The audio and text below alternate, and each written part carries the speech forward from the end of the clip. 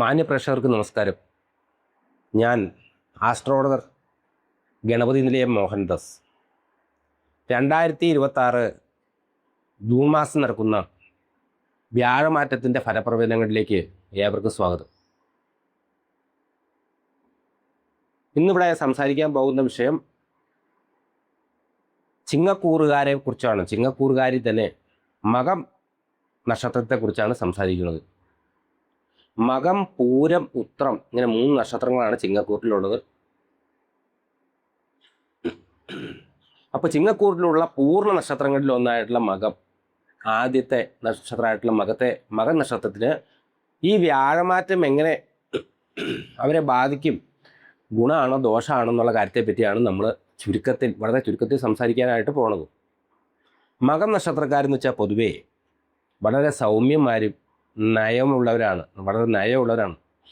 കച്ചവടത്തിലൊക്കെ ആയിട്ട് വളരെ ശോഭിക്കും. ഏത് സ്ഥലത്ത് പോയി കഴിഞ്ഞാലും ആരെയും കൈകാര്യം ചെയ്യാൻ അവർക്ക് ഭയങ്കര കഴിവുള്ള ആൾക്കാരെ. കൈകാര്യം ചെയ്യാന്ന് വെച്ചാൽ കൊള്ളാത്തരത്തിലല്ല കേട്ടോ. ഏത് സാഹചര്യങ്ങളെ ആയിക്കോട്ടെ, വ്യക്തികളെ ആയിക്കോട്ടെ, ഏത് സന്ദർഭങ്ങളെ ആയിക്കോട്ടെ, വളരെ പക്വതയോടെ അനുഗുണമായിട്ട് കൈകാര്യം ചെയ്യാൻ, വളരെയധികം നയപരമായിട്ട് കാര്യങ്ങൾ കൈകാര്യം ചെയ്യാനായിട്ട് കഴിവുള്ള ആൾക്കാരാണ്. മറ്റുള്ളവർക്ക് അവരോട് പ്രത്യേക ഒരു സ്നേഹവും. അവരിൽ സ്ത്രീകളാണെങ്കിലോ, സ്ത്രീ നക്ഷത്രക്കാരാണെങ്കിലോ അവർ വളരെ ഐശ്വര്യമുള്ളവരും, അവരിയ്ക്കുന്ന കുടുംബം വളരെ നന്നായിട്ട് വിളങ്ങണ ആൾക്കാരും, കുറച്ച് ആഡംബരപ്രിയമുള്ളവരും, കാണാൻ സൗന്ദര്യമുള്ളവരും, വലിയ സൽക്കാരപ്രിയരും ഒക്കെ ആയിരിക്കും. അതാണ് ഈ മകം പറഞ്ഞ മങ്ക എന്നൊക്കെ പറയുന്നത്. പൊതുവെ 27 നക്ഷത്രങ്ങളിൽ വെച്ച് നോക്കുകയാണെങ്കിൽ വളരെ ഐശ്വര്യവും സൗന്ദര്യവും അതേമാതിരി മനോഹാരിതയും ഒക്കെ ഉള്ള ഒരു നക്ഷത്രമാണ് മകം. 2025 കാലഘട്ടം എന്ന് പറഞ്ഞിട്ടുണ്ടെങ്കിൽ അവരെ സംബന്ധിച്ചിടത്തോളം ഒരുവിധം നല്ല രീതിയിലുള്ള ഒരു കാലമായിരുന്നു. പെരപണിയൊക്കെ പെട്ടെന്ന് നടക്കുക, വിദ്യാഭ്യാസ കാര്യങ്ങളൊക്കെ വളരെ ക്ലിയറായിട്ട് നടക്കുക, വിവാഹാദി കാര്യങ്ങളൊക്കെ വളരെ നന്നായിട്ട് നടക്കുക, ഔദ്യോഗിക കാര്യങ്ങളൊന്നും വലിയ കുഴപ്പമില്ലായിരിക്കുക. എല്ലാത്തിലും ഉപരി ഇനി അത്ര പൈസ ഇല്ലാത്തവരായിക്കോട്ടെ, പാവപ്പെട്ടവരായിക്കോട്ടെ, പോക്കറ്റിൽ കാശുള്ളൊരു സമയമായിരുന്നു. ഇനി പോക്കറ്റിൽ കാശില്ല എന്നുണ്ടെങ്കിലും എവിടെന്നെങ്കിലുമൊക്കെ സംഘടിപ്പിച്ചിട്ടാണെങ്കിലും കുറഞ്ഞ പക്ഷം കാശില്ലാത്തതിൻ്റെ പേരിൽ ഒരു കാര്യങ്ങൾക്കും മുടക്കം ഉണ്ടാവാത്ത രീതിയിലുള്ളൊരു ആൾക്കാരായിരുന്നു. ആ രീതിയിൽ കൂടിയായിരുന്നു അവർക്ക് പോയിക്കൊണ്ടിരുന്നത്. അപ്പോൾ ഈ 2026 ജൂൺ 2 നടക്കുന്നതായിട്ടുള്ള ഈ വ്യാഴമാറ്റം അവരെ സംബന്ധിച്ച് കുറച്ചൊന്ന് സൂക്ഷിക്കേണ്ടതായിട്ടുള്ള കാര്യമുണ്ട് എന്ന് പറയാനായിട്ടാണ് ഇത്തരം കാര്യങ്ങളൊക്കെ പറഞ്ഞത്. 2026 ജൂൺ 2 വ്യാഴം മിഥുനത്തിൽ നിന്ന് കർക്കിടകത്തിലേക്ക് വരുമ്പോൾ ഇവരെ സംബന്ധിച്ചിടത്തോളം 12ാം ഭാവത്തേക്കാണ് വ്യാഴത്തിൻ്റെ വരവ്. 12ലേക്ക് വ്യാഴം വരിക എന്ന് പറയുമ്പോൾ പൊതുവെ നമ്മുടെ നാട്ടിൽ പറയും വ്യാഴം മറഞ്ഞിരിക്കുക എന്ന് പറയും. വ്യാഴം മറഞ്ഞിരിക്കുകയാണ് എന്ന് പറയും. അപ്പോൾ ജൂൺ 2 വ്യാഴം കർക്കിടകത്തിലേക്ക് വരികയും അതിനുശേഷം ഈ വർഷം തന്നെ 10ാം മാസത്തിൽ, സാധാരണ രീതിയിൽ എന്ന് വെച്ചാൽ വ്യാഴം ഒരു വർഷം കൊണ്ടാണ് രാശി മാറുന്നത്. ഈ തവണ സംഭവിക്കുന്ന വേറൊരു രീതിയിലുള്ള ഒരു പരിപാടിയാണ്. എങ്ങനെയാണെന്ന് വെച്ചാലോ, 10ാം മാസത്തോടെ വ്യാഴം അതിചാരം എന്നുള്ള രീതിയിൽ, അതിചാരം മുമ്പോട്ട് സഞ്ചരിക്കുന്നതിന് അതിചാരം എന്ന് പറയും. പൊറോട്ട് ഗ്രഹം ബലം പിടിച്ച് പൊറോട്ട് മാറുന്നതിനെ എന്ത് പറയും, വക്രം എന്ന് പറയും. അങ്ങനെ അതിചാരം സംഭവിക്കുന്ന ഒരു സമയമാണ്. ഈ അതിചാരത്തോടെ ഈ 12ാം സ്ഥാനത്ത് നിന്ന് ജന്മത്തിലേക്ക് 1ാം ഭാവത്തേക്ക് വ്യാഴം വരുന്നു.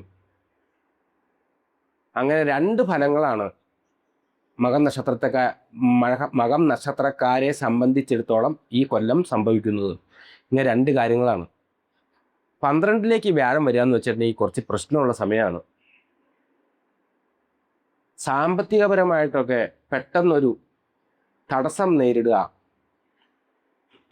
മനസ്സിന് പെട്ടെന്നൊരു ഭാരം അനുഭവപ്പെടുക, സുഗമമായി കൊണ്ടിരുന്ന പല കാര്യങ്ങളുടെയും താളം തെറ്റുക, ഒരു അനാവശ്യ ഭീതി അല്ലെങ്കിൽ ആശങ്ക, എന്താണെന്നറിയാൻ പറ്റാത്ത അകാരണ ഭയം എന്നൊക്കെ പറയില്ലേ, അകാരണ ഭയം, ഒരു അനാവശ്യ ഭീതി, ആശങ്ക, ഉത്സാഹക്കുറവ്, ആത്മവിശ്വാസക്കുറവ്, രോഗങ്ങൾ, അങ്ങനെയുള്ള പല പല കാര്യങ്ങളും ഈ 12ൽ നിൽക്കും.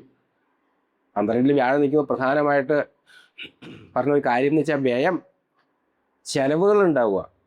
10 രൂപ ഉദ്ദേശിച്ചുകൊണ്ട് നമ്മൾ എന്തിനെങ്കിലും ഇറങ്ങിക്കഴിഞ്ഞാൽ 100 രൂപയുടെ ചിലവ് വരിക. ചിലവ് തന്നെ ഒരു സന്തോഷമുള്ള ചിലവുകളായിക്കോളുന്നില്ല. ഇപ്പോൾ ചിലവ് പലതും വരും. ഇവിടെ കുട്ടിയുടെ കൊച്ചിൻ്റെ ഒരു കല്യാണമൊക്കെ നടക്കുമ്പോൾ ചിലവ് വരുമ്പോൾ നമ്മൾ എത്രയൊക്കെ പൈസ മുടക്കൊണ്ടുവന്നാലും അതൊരു ആഹ്ലാദകരമായ ചിലവാണ്. ഇതങ്ങനെയല്ല. അനാവശ്യവും ദുർനിമിത്തവും മനസ്സിന് ബുദ്ധിമുട്ടുണ്ടാക്കുന്ന രീതിയിലുള്ള ചിലവുകൾ വരിക, വ്യയം ഉണ്ടാവുക, പാപം ചെയ്യാൻ ഇടവരിക. വ്യയം പാപം പതനം ചാന്നത്. പാപം ചെയ്യാൻ ഇടവരിക എന്ന് വെച്ചാൽ എന്താ? എത്ര നല്ല മനുഷ്യനാണെങ്കിലും സമൂഹത്തിനും വീടിനും എല്ലാവർക്കും വളരെ വേണ്ടപ്പെട്ട വ്യക്തിയായിരിക്കും. അങ്ങനെ സംബന്ധിച്ച് എല്ലാവർക്കും പറയാനുള്ളത് വളരെ നല്ലത് മാത്രമേ ഉണ്ടാവുള്ളൂ. പക്ഷെ ആ വ്യക്തി എന്താണെന്ന് അറിയാൻ പാടാത്ത സാഹചര്യം കൊണ്ട് ക്ഷമ കുറവുള്ളവനും പെട്ടെന്ന് പ്രതികരിക്കുന്നവനും വലിയ മനോദുഃഖമുള്ളവനും ആലോചന ഇല്ലാത്തവനും പെട്ടെന്ന് പ്രതികരിക്കും. അങ്ങനെയൊക്കെ ഉള്ളവനായിട്ട് ഭവിക്കും.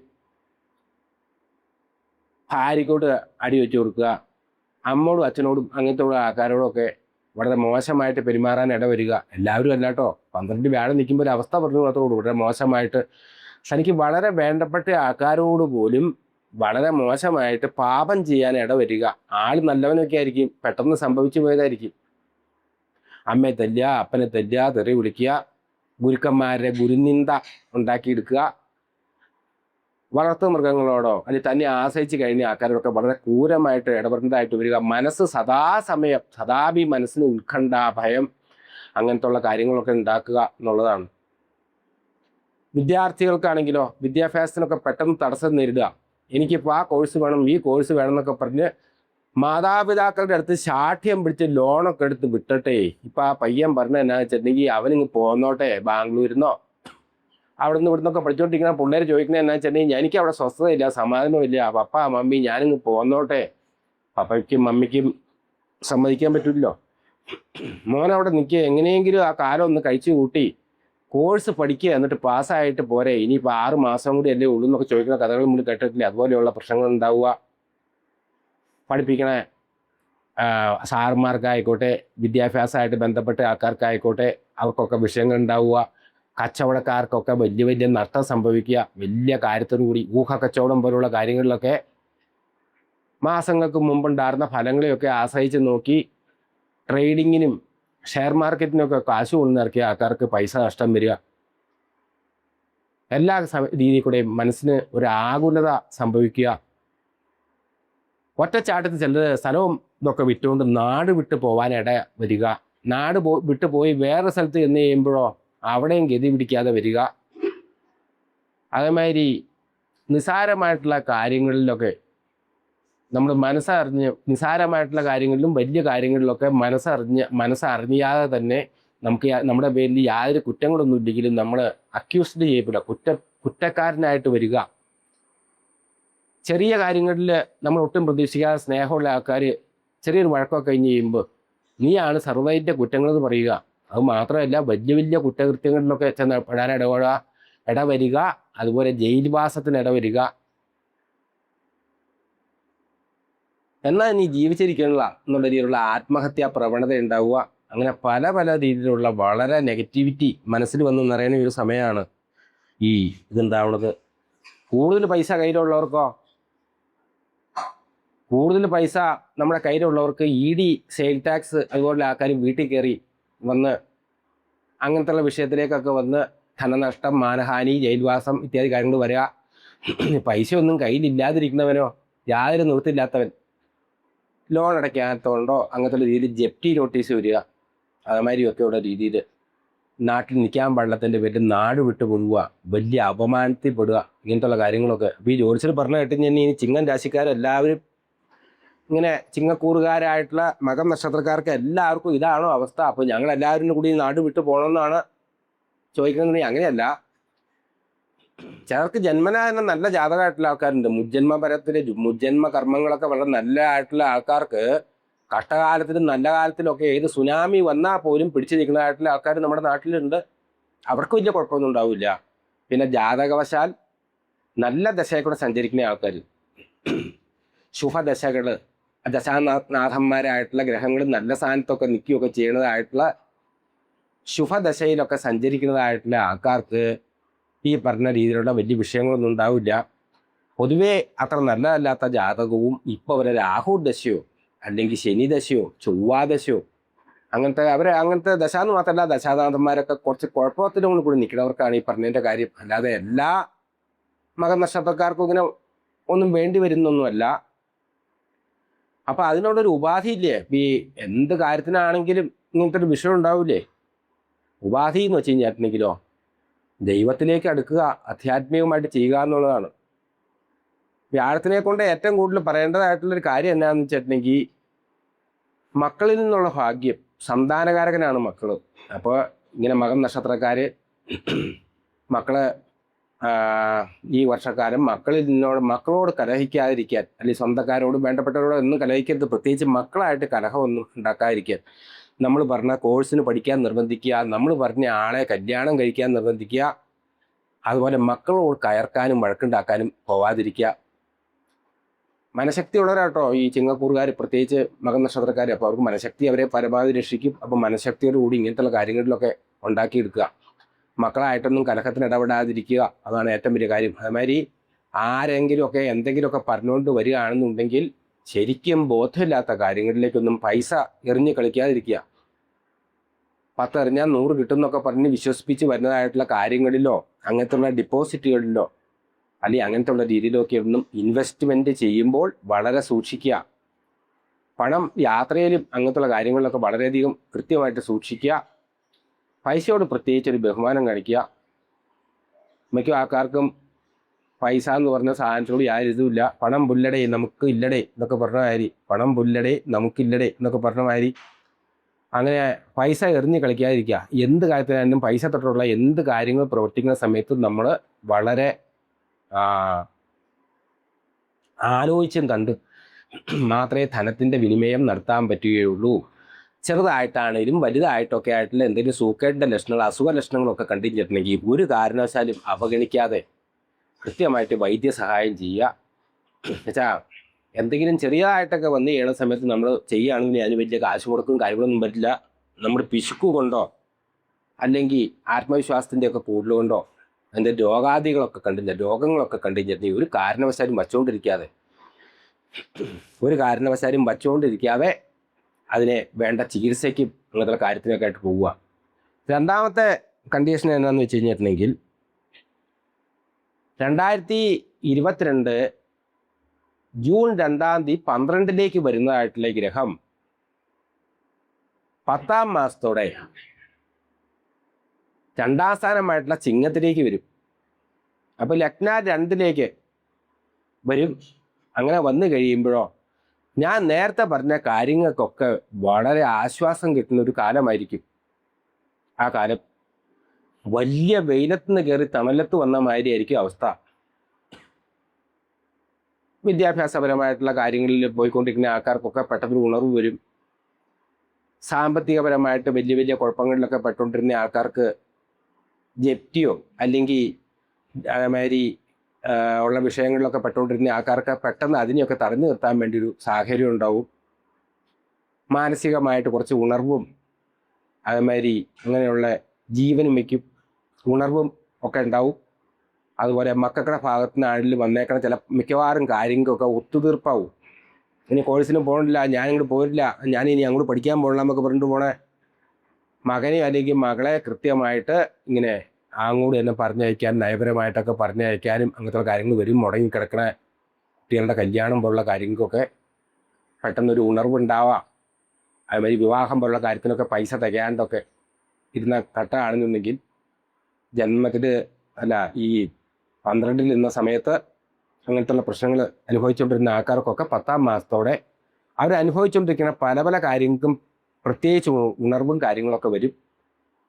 പൊതുവെ 12-ാം സ്ഥാനത്ത് പ്രത്യേകിച്ച് ഉച്ചരാശിയിൽ നിന്ന വ്യാഴത്തിൽ നിന്നും കുറച്ച് ഉപദ്രവമൊക്കെ കേൾക്കാത്തവരാരും ഉണ്ടാവില്ല.